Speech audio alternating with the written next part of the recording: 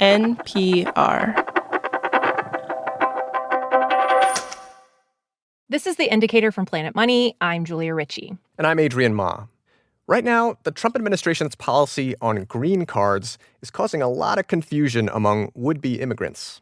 A few weeks ago, it made a big announcement saying, quote, "From now on, an alien who is in the U.S. temporarily and wants a green card must return to their home country to apply, except in extraordinary circumstances." What was your reaction to that announcement? I might have to leave to maybe get a green card, and I have to stop doing my job, and that doesn't make any sense. I almost had a panic attack, and then I was like, I thought we were over this. You know who else almost had a panic attack? The American business lobby.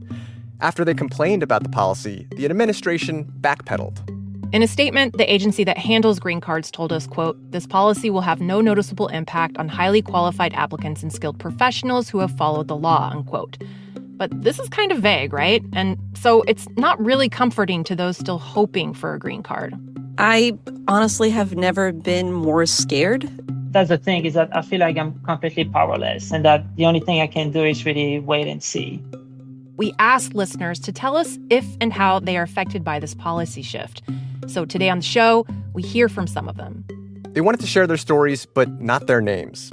Each of them told us they were afraid talking publicly could hurt their chances of getting a green card. After the break, how they're feeling about their jobs, their families, and their hopes of continuing to live in America. This message comes from Insperity, providing HR services and technology, from payroll, benefits, and HR compliance to talent development. Learn more at insperity.com/HR Matters. Support for NPR comes from IBM. On Smart Talks with IBM, host Malcolm Gladwell speaks with leaders who are pushing the boundaries of AI and technology in partnership with IBM. Hello, I'm Malcolm Gladwell, host of Smart Talks with IBM. I sat down with Alon Cohen, who leads research and development at UFC, to discuss the complexity of using technology to analyze fight data. With kick to the head, it makes contact with the outside of my arm, which I brought up. In our world, that's a blocked strike. Yeah. But teaching a computer what exactly that means and when and how. Like, when my arm is up, that's a block. When my arm is down and hits my shoulder, that's not. It's those nuances that proved incredibly difficult for machines to be able to handle for a very, very long time. That is, until IBM entered the octagon. Listen to Smart Talks with IBM wherever you get your podcasts. This message comes from Pure Leaf Mental Focus Sparkling Iced Tea. Introducing a line of sparkling, real brewed iced teas made with naturally occurring caffeine and added L-theanine to help support attention. Find them at pureleaf.com/find-US. Applying for a green card can take months or even years. Most of the listeners who reached out to us were in a similar situation. They said, "I've applied for a green card, and now it feels like I'm in limbo." Many told us they came to the U.S. years ago on a student or work visa, and they found community, met partners, and built careers here. Like one listener who teaches chemistry for a living. Like, I actually love my job. If you want to be very corny, chemistry is magic. It's real life magic. She told us she loves teaching students who are new to the subject, and she's actually on track for a tenured position. Since everything was going so well, she decided to apply for a green card. But then came the Trump administration's initial announcement about green card applicants needing to leave the country. I almost had a panic attack. What were you thinking about? I think you start thinking about the logistics of it. Like, okay, let's say I need to go back. Where would I live? Do we lose our jobs? Do I need to sell my house? What happens to my mortgage? Do I need to find a school for my daughter? How long do I have? The agency in charge of green cards is called U.S. Citizenship and Immigration Services, or USCIS. And while they've said most people will not have to leave the country to apply for a green card, they haven't provided much detail on how they're making that decision. So things are still unclear. It's like sort of like all the things that you're working on for 10 years is in danger of being destroyed. Another listener who reached out to us is a U.S. citizen who's originally from Brazil, and she's worried about how the policy changes could affect her family. She says her mom came over a few years ago on a temporary visa to help her and her husband with their newborn child.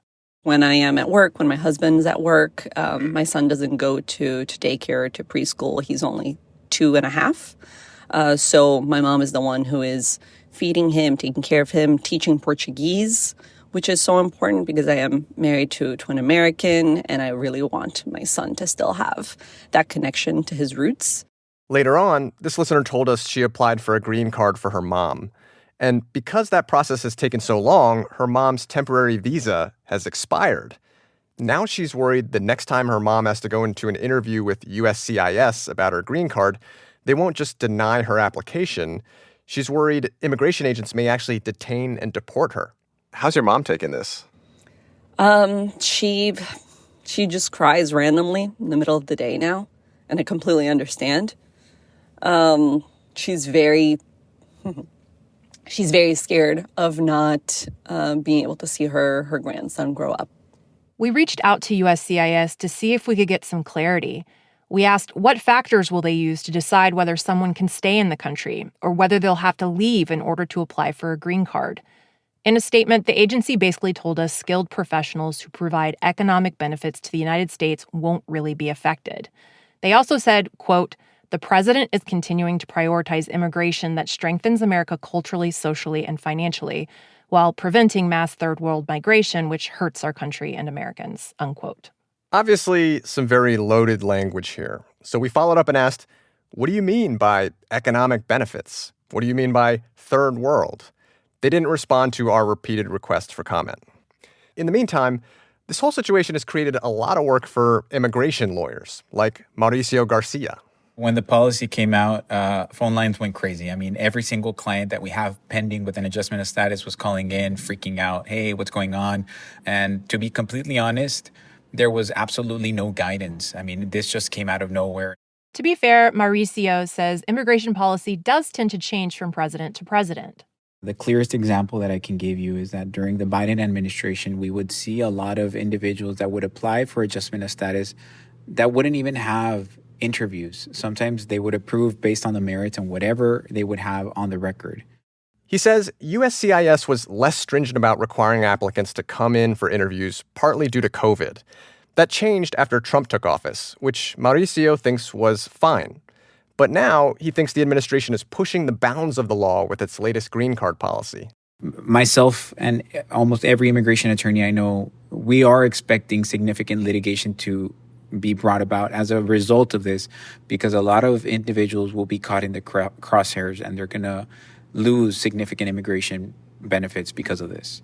The folks we interviewed told us it feels like the lives they built here are at risk, even though they tried to do immigration the quote-unquote right way. And while it remains to be seen how this policy will play out, they said the administration's actions send a message to those hoping to settle down here.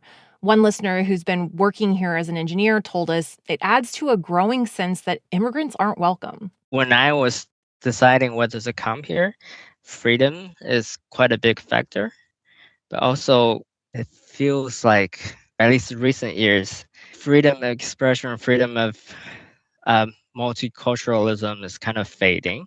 Another listener who works in tech put it like this. It's just difficult for me to reconcile my understanding of what the US claims to be and the American dream is and this policy.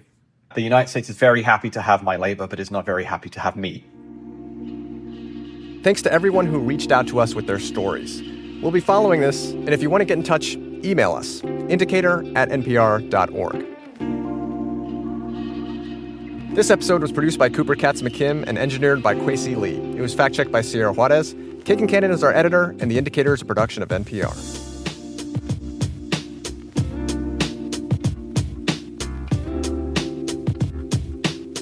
This message comes from Insperity, providing HR services and technology, from payroll, benefits, and HR compliance to talent development. Learn more at insperity.com/HR matters. This message comes from Capella University. That spark you feel? That's your drive for more. Capella University's FlexPath learning format lets you earn your degree at your pace without putting life on pause. Learn more at capella.edu.